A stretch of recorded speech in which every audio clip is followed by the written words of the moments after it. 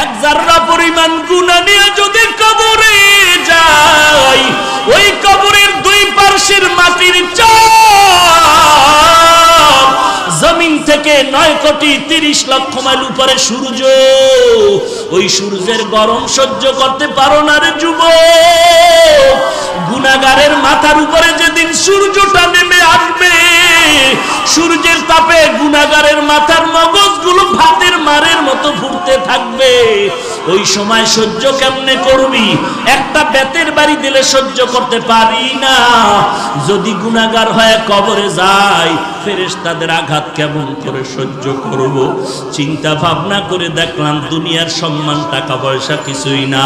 আজকে টুপির কারণে, দাড়ির কারণে না খাইয়ে আমরা কেউ মরি নাই, বরং আল্লাহ রাজকীয় হালে সম্মান দান করেছেন, ঠিক কিনা বলো?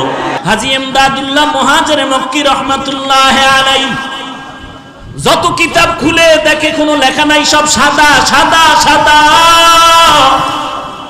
আবার সামনে কিতাব খুলে সাদা, কোনো লেখা নাই। এইভাবে করে করে করে করে কোন কিতাবগুলো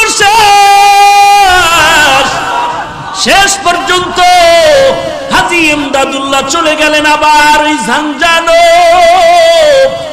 আল্লাহর ওলি নূর মুহাম্মদ ঝাঞ্ঝানবীর দরবারে গিয়া বলেন, ও ইমদাদ, লেখাপড়া কি শেষ হয়েছে? বলে, ও আমার উস্তাদ শায়েখ আমার, আপনার অনুমতি নিয়ে যত কিতাব পড়ার জন্য আমি চলে গেলাম, ওখানে গিয়ে আমি কিতাব খুলিয়া দেখলাম পড়ার জন্য। জানি না আল্লাহর কি কুদরত, একটা পৃষ্ঠার মধ্যে কোনো লেখা নাই। যেটা দেখি কেলাপ সব কিতাবগুলো সাদা সাদা সাদা।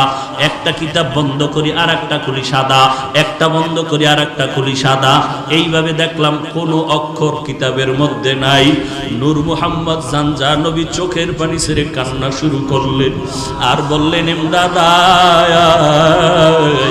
মনে হয় জানো আমার থেকেও তোর মান আল্লাহর দরবারে অনেক বাড়িয়া যাইতেছে। রে ইমদাদুল্লাহ, তোর নাম তো ইমদাদুল্লাহ। ইমদাদুল্লাহ মানে যে আল্লাহর সাহায্য পায় তাকেই তো ইমদাদুল্লাহ বলা হয়। ওরে ইমদাদুল্লাহ, তোর আর পড়ালেখার কোনো দরকার নাই। তোর অন্তরটা আমার মাওলার জন্য এত পাগল, আর লেখাপড়া লাগবে না।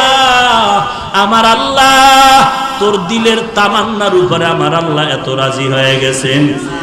আল্লাহর কাছে দোয়া করি, আল্লাহ যেন ইলমের নূর তোর সিনার মধ্যে ঢেলে দেয়। লেখাপড়া লাগবে।